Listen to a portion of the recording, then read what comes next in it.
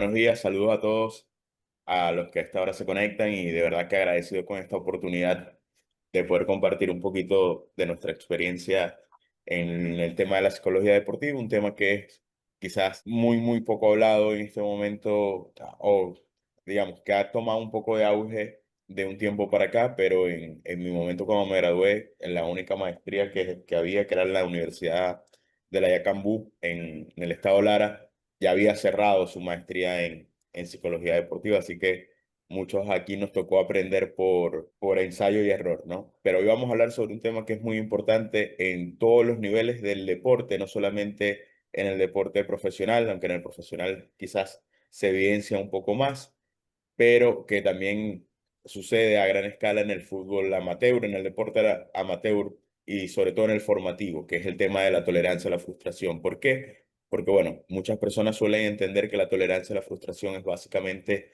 eh, una situación problemática y no necesariamente es así. La tolerancia a la frustración, como vamos a ver más adelante, es básicamente una respuesta de nuestro organismo cuando se activa todo a nivel del sistema nervioso, la amígdala, que básicamente activa nuestras reacciones más espontáneas o quizás más naturales del ser humano. Entonces, bueno, importante poder abordar el tema de la tolerancia a la frustración. Creo que hay un tema muy significativo y ya quienes tendrán más experiencia en el manejo con niños o con adolescentes podrán verificar y decir si es parte de un condicionamiento de nosotros porque ya estamos mayores o si realmente es así. Yo considero que los tiempos de tolerancia a la frustración o los niveles de tolerancia a la frustración de las generaciones nacidas del 2000 en adelante son mucho menores a los tiempos que quizás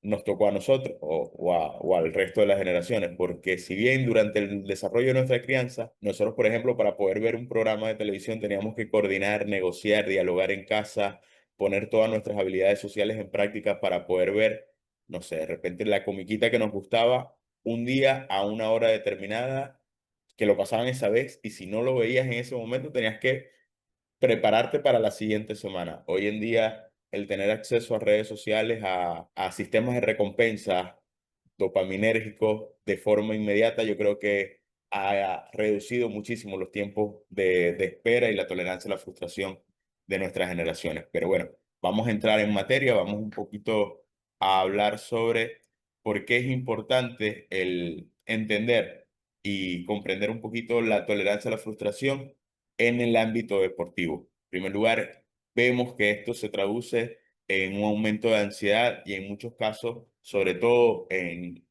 las disciplinas formativas o en el desarrollo deportivo a nivel formativo, en las primeras etapas de la práctica deportiva, vemos que esto aumenta la ansiedad de los deportistas y también el abandono. Muchas personas al no sentirse tan ganadoras o tan especiales como a veces se ven en redes sociales, pues optan por abandonar la práctica de una disciplina en particular. También vemos que se producen problemas al no saber gestionarla. Esto es muy común en deportes, sobre todo cuando son deportes en equipo, sobre todo el fútbol, el béisbol. Se producen ciertos roces naturales en todo ámbito social, pero cuando no hay tolerancia a la frustración o cuando hay baja tolerancia a la frustración, pues se incrementan aún más los problemas, sobre todo en este tipo de disciplina colectiva. En los deportes individuales, pues no tanto, si hay abandono, pero el, no es tan caótico, no es tan problemático. Simplemente, bueno, no me gusta, no siento que estoy suficientemente bueno, me retiro. Y en el alto rendimiento, por supuesto, ya cuando se llega al deporte a nivel profesional, por supuesto, la tolerancia a la frustración ya ha hecho en parte un trabajo de entrenar al atleta, pero sin embargo sigue siendo un tema por las diversas exigencias. Cuando ya lo haces a nivel profesional, porque depende de tu familia, depende de tu entorno, tienes un equipo de trabajo, quienes dependen económica e incluso hasta emocionalmente en ocasiones de ti, de tu desempeño, de tus resultados en lo deportivo, pues por supuesto esto aumenta aún más los niveles de ansiedad. Y aquí tenemos que en el deporte, el que aprende a tolerar la frustración aumenta considerablemente sus posibilidades de éxito, porque si bien uno no puede, y como psicólogo lo recomiendo mucho a muchas personas que me han llegado como a querer incursionar en el área de la psicología deportiva, decirles que nosotros no nos podemos comprometer con resultados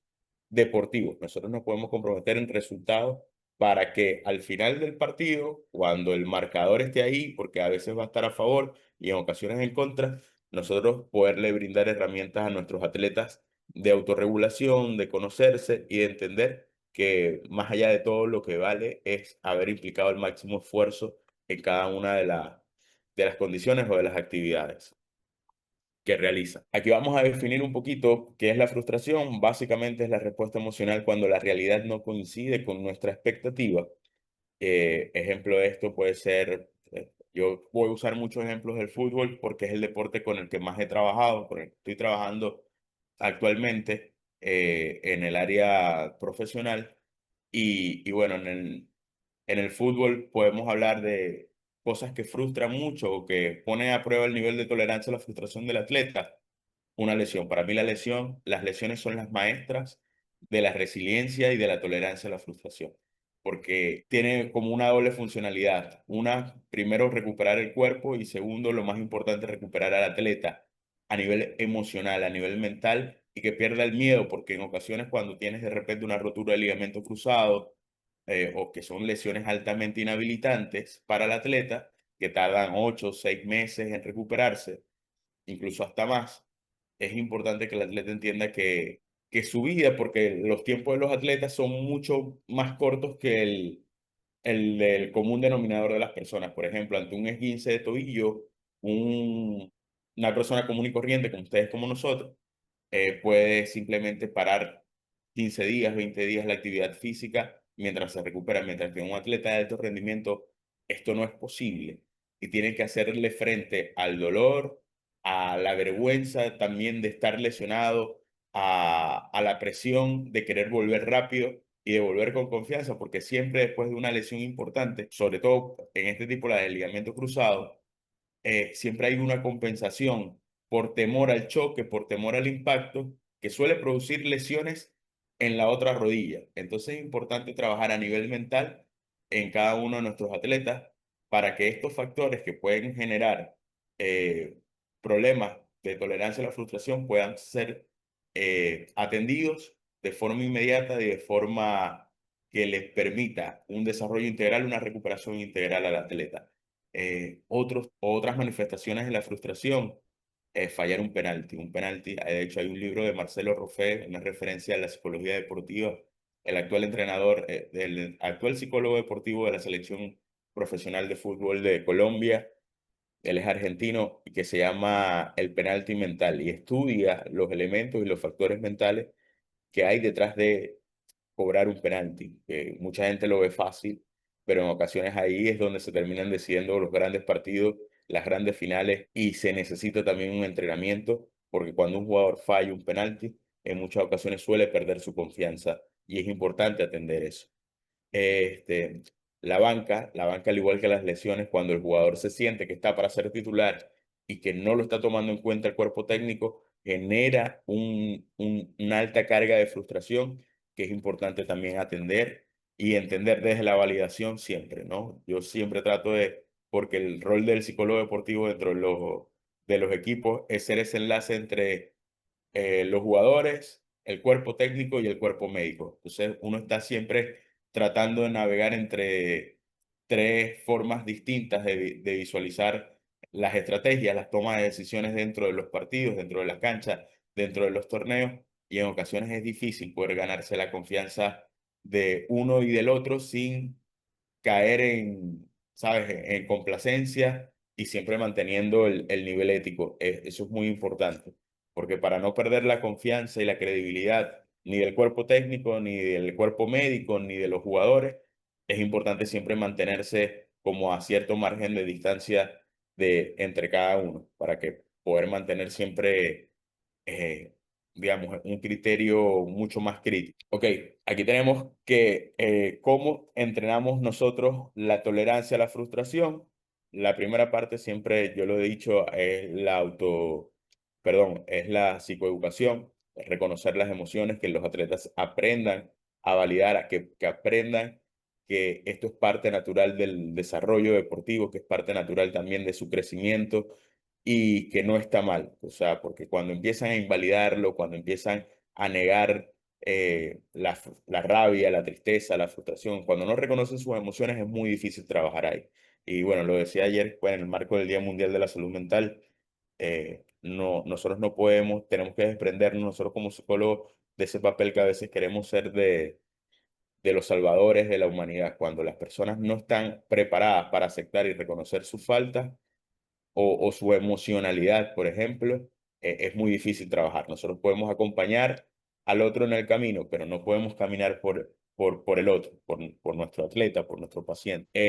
Yo también soy del enfoque cognitivo-conductual, así que otra parte importante, primero la psicoeducación, segundo, el poder reestructurar los pensamientos, ver qué fallas hay de repente, si está sobregeneralizando, si está personalizando, si tiene algún tipo de distorsión cognitiva, sobre todo en temas como la recuperación física después de una lesión.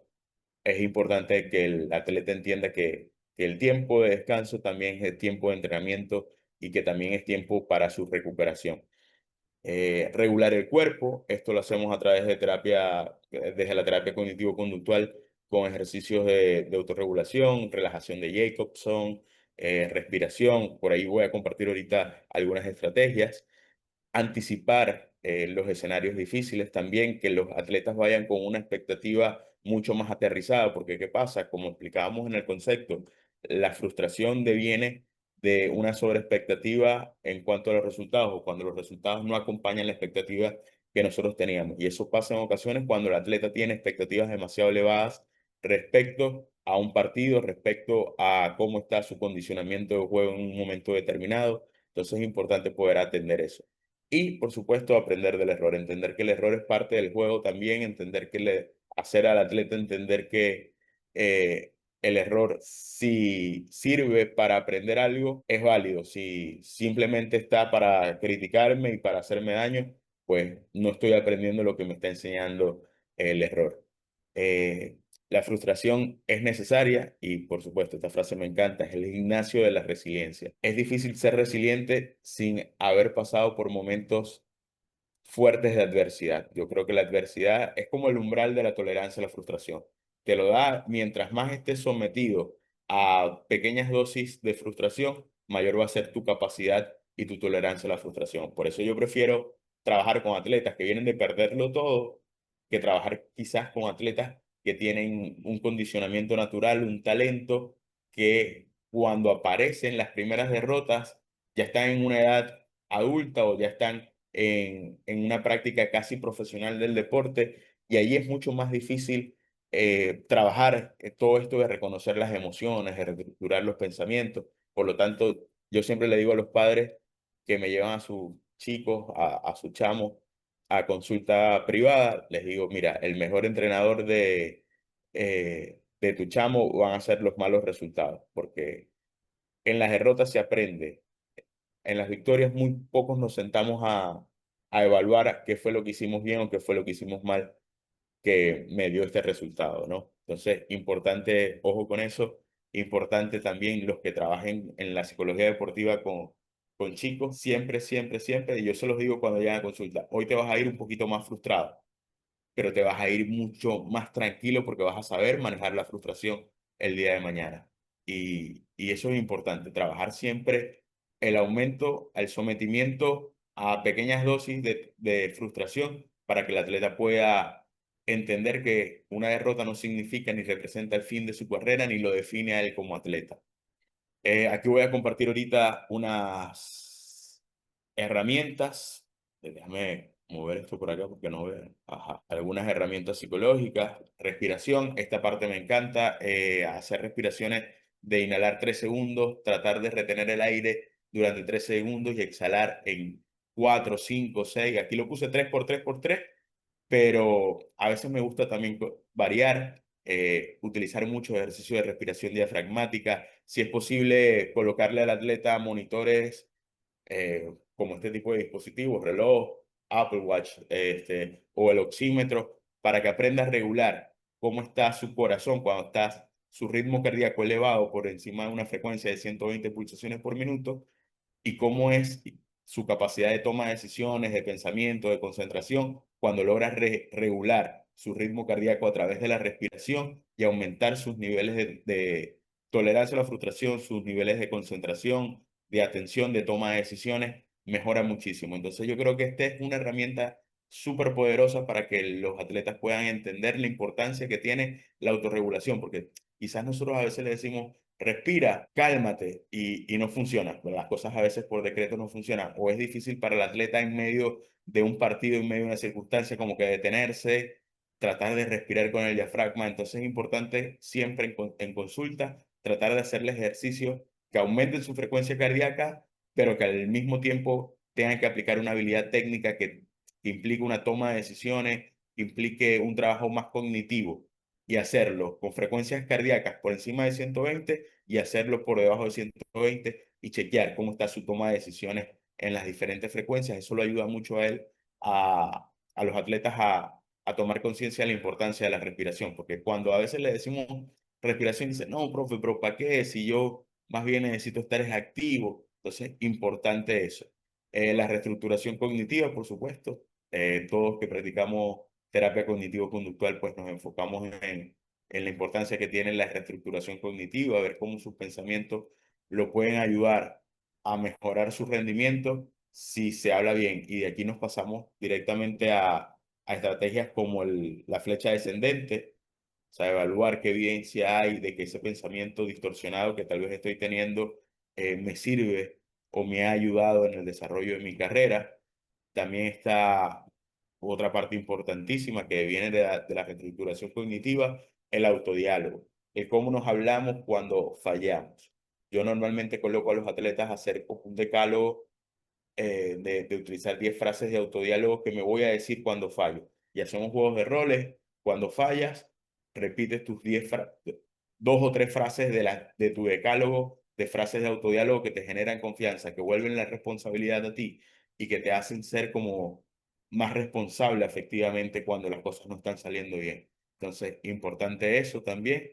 Y rutinas pre y post error también lo tratamos de hacer en consulta y por supuesto la herramienta que creo que es el arma secreta del deporte, de la psicología deportiva, que es la visualización.